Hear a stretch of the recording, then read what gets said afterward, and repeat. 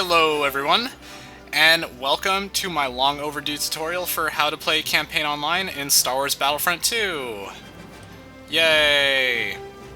So, before I go over the actual campaign, I'm gonna talk about a couple of things you'll want to look at just for starting a server, if you plan on doing campaign or not, because there's a lot of things people don't know. So the first thing you're going to want to do before making the server, and some of you may already know this, is you want to go to Options and Online so you can set your hosting bandwidth. And your hosting bandwidth will change the amount of players that can join your room. The max is 60 players, and I usually have mine set at one of these options, which I believe this one is 13 players. That's what I usually have mine set to. And these other two options I usually just leave as they are.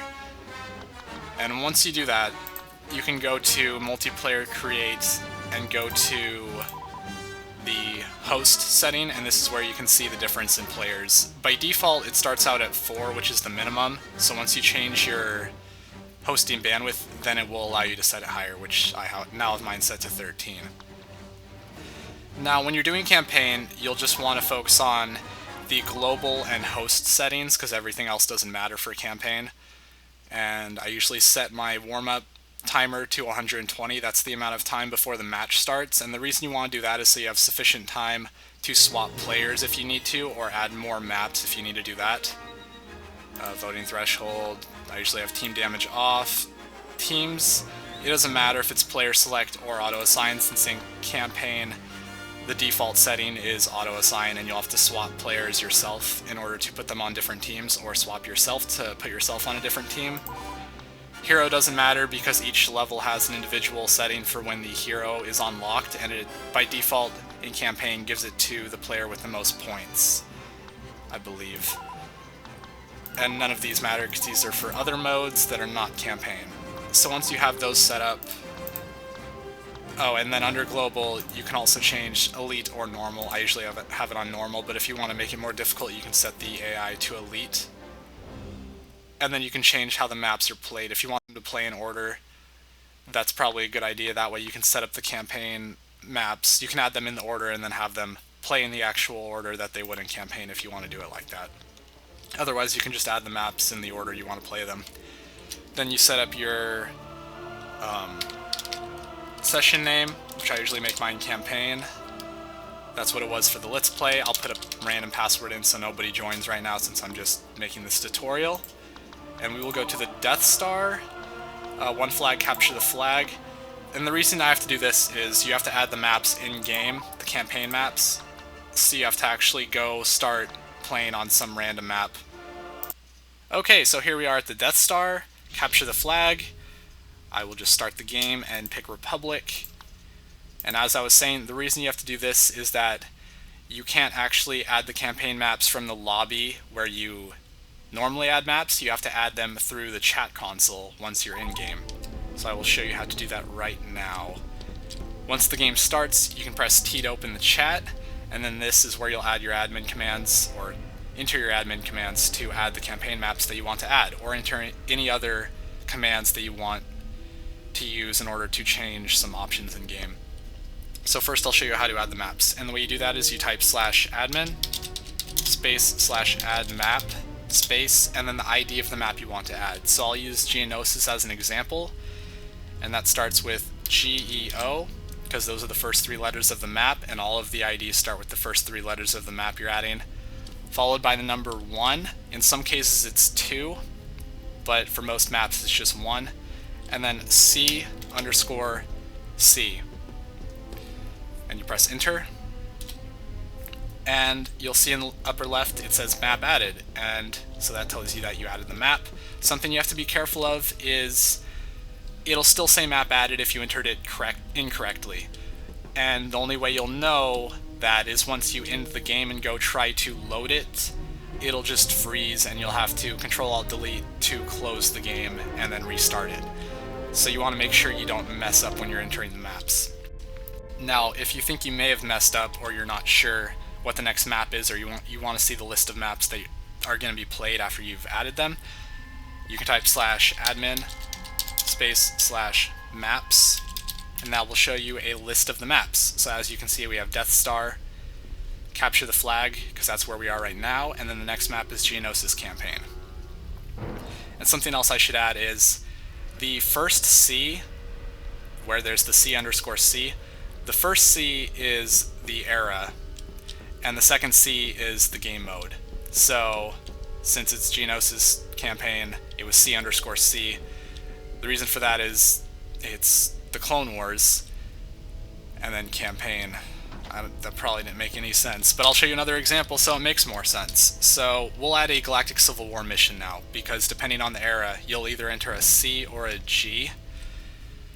So we'll use Hoth as an example. So you would type /admin space /addmap space HOT, because it's the first three letters, the number 1, and then G underscore C. The G indicates that it's the Galactic Civil War, and the C indicates that it's Campaign. And as I said on Geonosis, instead of a G, you'd use a C because it's from the Clone Wars. Hopefully it makes sense now what I was saying. It doesn't really matter. You'll just have to know to use G or C when adding the maps. Press enter, it says map added. So now we have Hoth and Geonosis listed. If we type /admin space /maps, you'll see now Hoth is there. And the way it adds them, the last map you added will be the next one you play. So if you want to play the campaign in the order that it normally would be played in, you'd want to add maps starting with Hoth and work your way back to Geonosis, and then they would play in the correct order from Geonosis all the way to Hoth. That takes care of adding maps. Now, and also I should add, I will have all of the campaign maps IDs listed in the description, so you won't have to try to figure out if sometimes the number is 2 instead of 1, or if you're supposed to use G instead of C, because there are some Clone Wars missions, or rather some Galactic Civil War missions that use a C instead of a G because they're cross-era missions, and it's kind of hard to know which missions would use them or not. So I'll have all those listed so you can just look in the description and know what the IDs you're supposed to use are. And I'll also have a lot of other admin commands listed in case you want to use them. Let's actually end the game right now and go to Geonosis so I can show you how to swap players, since as I said, in campaign the default setting is auto-assign, so you'll have to swap yourself or swap other players if you want them to be on a different team. So let's type /admin space /endgame, which is how you end the game without having to capture all the flags that are required. And there you go, it says victory for both teams, and you go on to the next map. So we're on Hoth because this was the last mission we added. And I can just skip the intro, and I will start the game and spawn.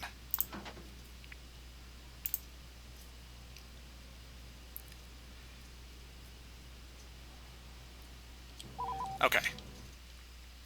Oh, that's weird. I was like, where's the guy? He's not talking. Oh, that is a big ship. So, in order to swap players, you're going to enter the admin command for it, which is /admin.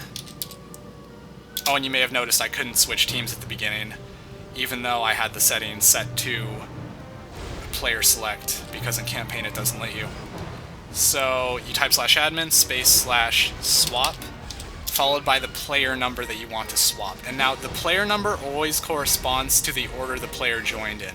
So as host, you will always be number 1 because you're always the first player in the game. And then everyone else will be whatever number it is that they joined.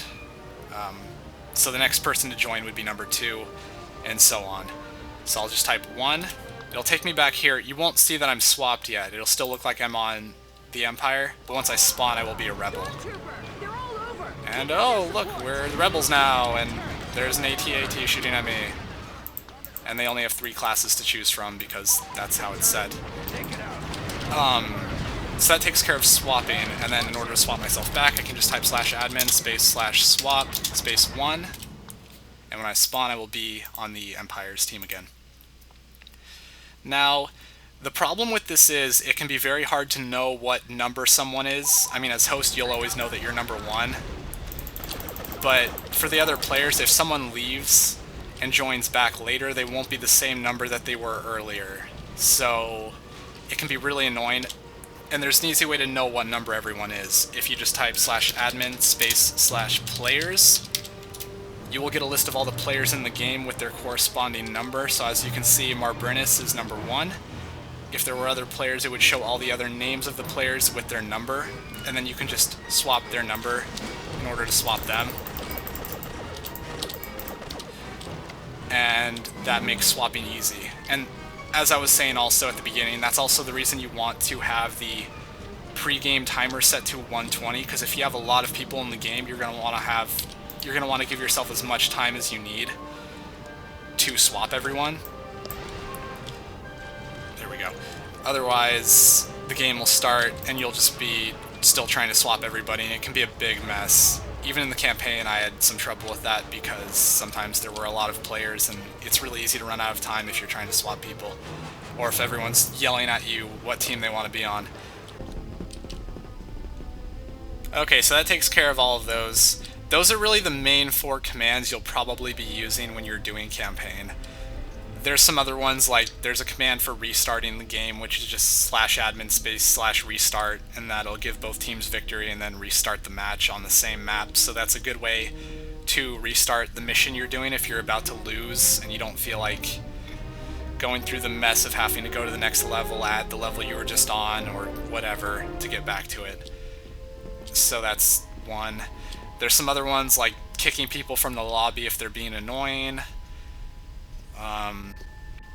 I think there's one for adding more reinforcements to each team, but I don't actually know that one. I've seen it used before. And there's some other useful ones too that I can't think of off the top of my head. But I'll probably look up some of them and make sure I know what they are, and I'll put those in the description. So I hope you enjoyed this tutorial, I hope it's useful, and I hope you will use it to play campaign online. It can be a lot of fun. I'll also put some notes in the description for what missions have bugs and such, so that you can possibly skip those, because there are some that can really kind of be a buzzkill while you're playing through it. If you watch the campaign Let's Play, you'll know what I'm talking about. And that's pretty much it. So, thank you for watching. I will hopefully be doing more Star Wars videos in the future when I have more time, and I will see you next time. Goodbye.